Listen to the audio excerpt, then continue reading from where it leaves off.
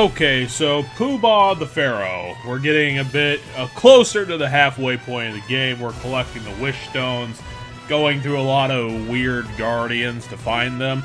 It's Wario Master of Disguise, and because it's very dialogue and plot heavy in comparison to the rest of the Mario series, it's trying to be really weird, and for the most part it hits the right notes. There's going to be a boss fight later down in the series that takes this too far and it ends up kind of making it worse. It doesn't completely ruin it, but it's definitely not a point in that one's favor. Poobah the Pharoah is signaling a turn in Suzak's design philosophy about this game, where, yes, the Mad Hat and Carpaccio boss fights were non sequitur and weird, but Suzak is starting to flip from that to just being balls out bizarre. Because the Poobah here, honestly, it would fit completely well if he was wearing, you know, those white boxers with hearts on them that you stereotypically see in TV shows sometimes. It would work with that, and saying that kind of shows just how many conventions Suzak threw out the window before they started. It is technically your typical Pharaoh, like you got the pyramid, the riddle, the doorkeeper, and I kept all those cutscenes in because, like I said, it's a very dialogue-heavy game, and for the most part, the dialogue itself hits pretty good. It's pretty funny, so I kept most of it in, even though it ballooned the video time to God knows what. But on top of the mustache attack that the Poobah has, and the whole bugging out eyeballs, like, legitimately from, like, 90s cartoons, you got a more complicated boss fight. So on top of the bizarreness going up in scale, the difficulty is following alongside, and that's mostly just you have to do costume changes in the middle of the boss fight while you're under fire. The weak point is getting harder to hit, even though it's still as easy to spot as it was back in the first time that we fought the Mad Hat. The first thing you have to do is that Poobah's head is flying around, and then you have to hit him with your laser from Space Wario in order to stun him into his body form, where you can actually deal legitimate damage with your other abilities. It's not a super hardcore boss fight, but it's definitely one that's going to ask you to do a bit more, keep yourself on your toes, and for the most part it is a solid fight. It's just that I suppose the gameplay itself isn't super interesting.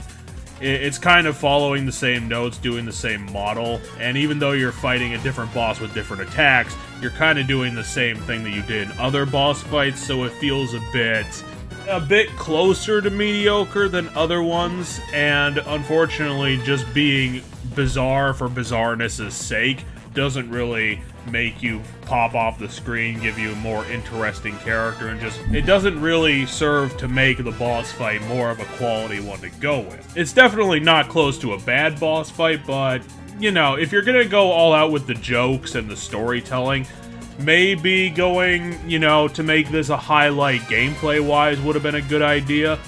The one weird thing about this boss fight that kind of hurts the story in the larger sense is that when you defeat the Poobah, it was a test of your virtue, you know, the whole Zelda thing. And then he allows you to go find where the Wish Stone actually is, the thing that you were here in the first place to get. He just throws you to where that is, and then you have to do a whole level after that in order to actually get the Wish Stone, because I guess this game might have been designed to be 11 levels at the start, and maybe Suzak didn't exactly plan the story out to fit in 11 levels. You know, I'm not accusing them of that. The pyramid level is still solid enough, but the wishy-washy part of it kind of makes me question that. The thing is that after Wario is gone, the Poobah is discussing with another off-screen character about how Wario might be the chosen one in this TV show that he got teleported to. But the problem is that that plot point really doesn't come up later in the game, and the character that he's talking to doesn't come up. The character that ends up talking to Silver Zephyr comes up because he's like in a newly introduced supernatural force that's getting in on the side of one of the rival characters. So he's gonna come up, but adding in that whole chosen one dialogue when it doesn't serve to be a plot point later just seems kinda odd. It's like they tried to do the Metal Gear Acid thing where they tried to introduce a bunch of random antagonists and forces on the plot that don't come up later. But the problem is that since Wario is being pretty much teleported to another dimension or something, it's very easy to assume that none of these characters are going to be able to affect Wario from where he is, even though they teleported him there in the first place.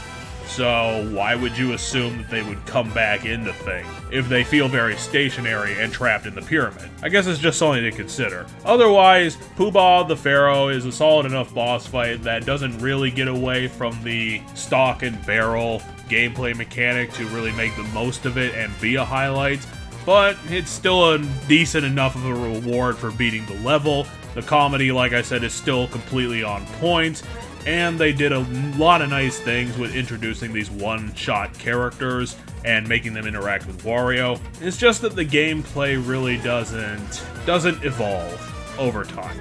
And it would have been nice to see some improvements on that front. It's just that what we get is what we get, and what we get is good enough, so I'll give it points for that at the very least.